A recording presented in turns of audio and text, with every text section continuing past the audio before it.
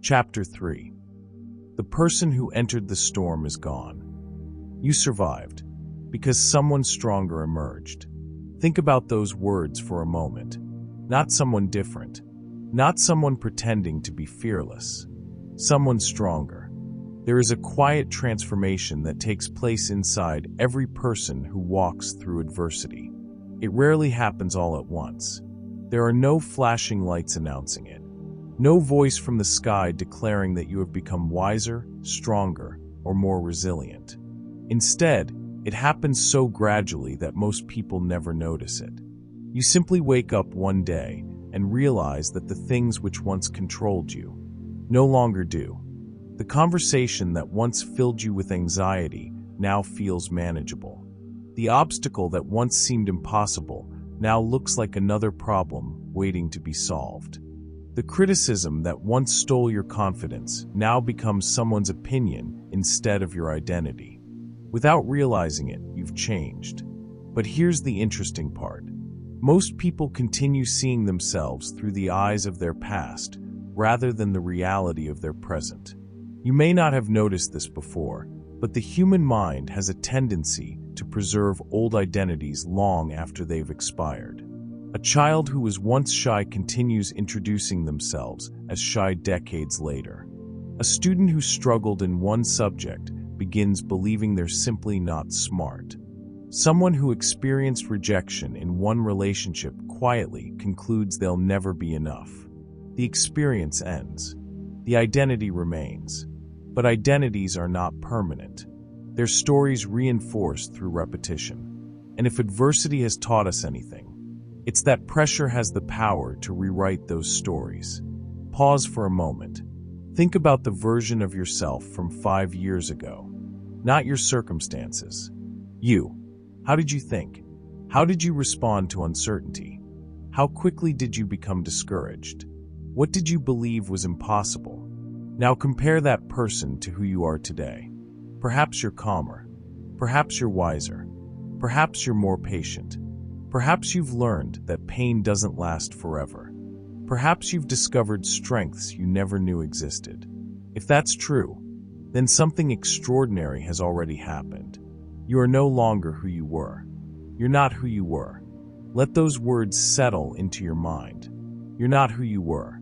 Sometimes we become so focused on how far we still have to go that we forget how far we've already come. That is one of the quiet tragedies of personal growth. Growth always feels normal from the inside. The mountain climber doesn't notice every step. The author doesn't celebrate every paragraph. The athlete doesn't recognize every small improvement during training. Progress feels ordinary while you're living it. Only when you look backward do you realize how extraordinary the journey has actually been. Life works exactly the same way. The confidence you possess today was once something you prayed for. The wisdom you now take for granted once came through tears. The resilience you now call normal was once unimaginable. The person you are today is the answer to countless challenges that your younger self didn't know they could survive. Think about that. Years ago, there were days you wondered if you'd ever recover. Moments you questioned whether life would ever feel hopeful again. Seasons where you believed the pain might last forever. Yet here you are, still standing, still learning, still growing, still becoming. That doesn't mean every problem disappeared. It means you became someone capable of carrying more than you once believed possible. That is growth, not the absence of challenges, the expansion of capacity. You may not have noticed this before, but life rarely removes every obstacle. Instead, it transforms the person facing them, and that changes everything. Because once you understand that life is transforming you more than it is testing you, every challenge begins to look different. The difficult conversation is no longer just a difficult conversation. It's an opportunity to become more courageous. The disappointment is no longer simply a disappointment. It's an opportunity to become more resilient. The uncertainty is no longer evidence that you're lost. It's evidence that you're growing beyond the limits of your previous identity. growth has always felt uncomfortable, not because something is wrong, but because something is changing. Think about the strongest tree in the forest. People admire its height, its stability, its ability to withstand powerful storms. But very few people stop to consider what made that tree so strong. It wasn't the calm days. It wasn't perfect weather. It wasn't years without resistance. Its strength was developed because the wind forced its roots to grow deeper.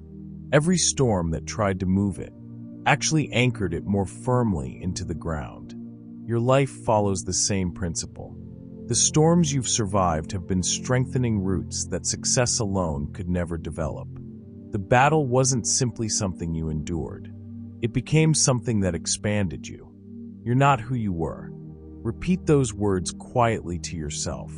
You're not who you were. One of the greatest mistakes people make is expecting to feel transformed before they begin acting transformed. But identity doesn't usually announce itself with emotion. It announces itself through behavior. You don't wake up one morning suddenly feeling courageous. You notice that you're doing things you once avoided. You don't suddenly feel fearless. You simply become willing to move while fear is still present. You don't suddenly become confident. You begin making decisions that your old self would have postponed. The evidence of growth isn't always found in your feelings. It's found in your actions. You may not have noticed this before, but your life is filled with small moments that reveal who you're becoming. The phone call you finally made, the opportunity you finally accepted, the boundary you finally established, the habit you finally committed to, the dream you finally admitted you wanted. Each of those moments quietly says the same thing. I'm becoming someone new, or perhaps more accurately, I'm becoming who I was always capable of being. There is a powerful lesson taught during military training. When recruits first arrive, many believe the goal is simply to become physically stronger. But experienced instructors understand something much deeper. The real transformation isn't physical, it's mental. The exercises aren't only building muscle, they're building identity. Every difficult march, every demanding obstacle, every exhausting challenge is designed to replace one belief with another.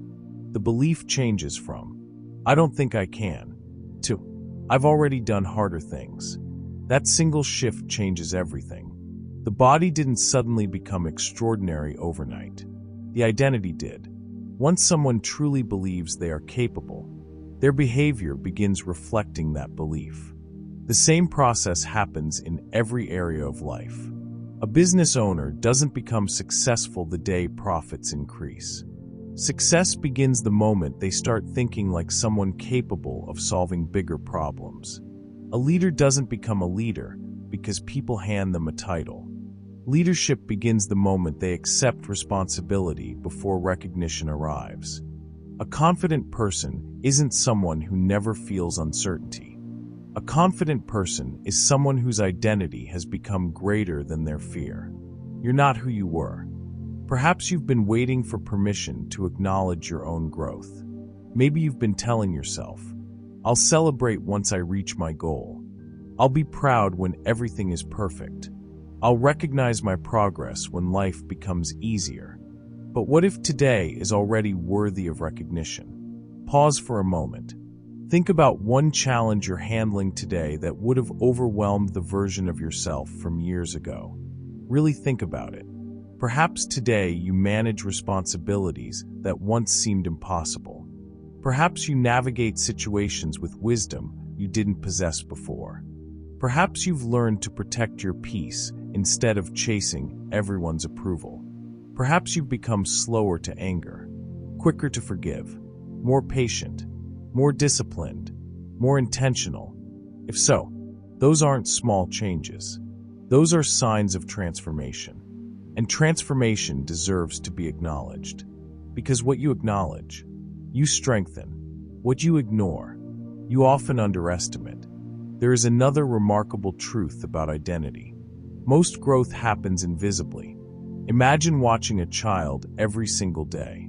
You rarely notice them getting taller. but visit them after several years, and the change becomes undeniable. Growth was happening every day. It simply wasn't obvious in the moment. Your emotional and mental growth follows exactly the same pattern. Every difficult decision, every lesson learned, every obstacle overcome, every fear faced, every disappointment processed, every act of courage, they've all been adding something to the person you've become. Not dramatically, gradually, quietly, faithfully. And now, that accumulation has created someone remarkably different from the person who first entered the storm. You're not who you were. One of the greatest compliments life can ever give you isn't found in applause or achievement. It's found in this realization. The problem that once defeated me no longer has the power to stop me. That is evidence of transformation. Not because life became easier, because you became stronger. And strength isn't measured by the absence of struggle. It's measured by your response when struggle arrives. The storms haven't disappeared. You've simply become someone who knows how to walk through them. That realization changes how you see your future. Because if you've already grown this much without fully noticing, imagine who you can become by growing intentionally. Imagine what happens when you stop living as the person your past created and begin living as the person your future requires. That thought opens the door to another profound realization. Growth doesn't end when the storm ends. In many ways, that's where it truly begins. Because surviving a battle and trusting the person the battle created are not the same thing.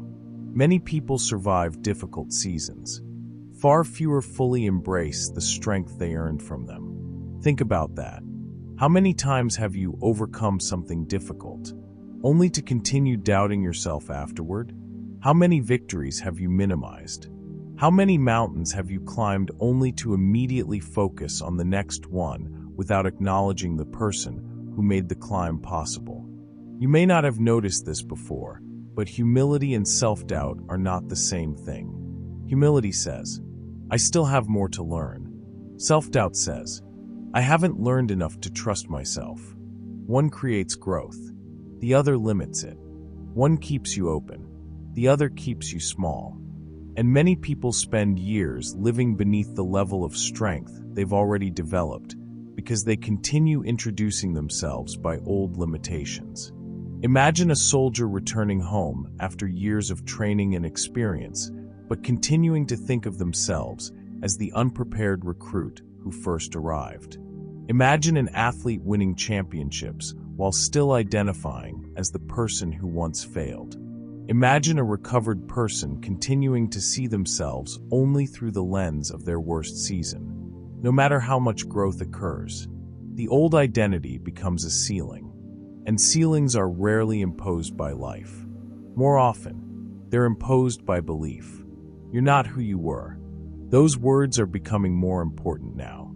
Not because they're motivational, because they're factual. You have more experience, more wisdom, more perspective, more resilience, more understanding, more capacity.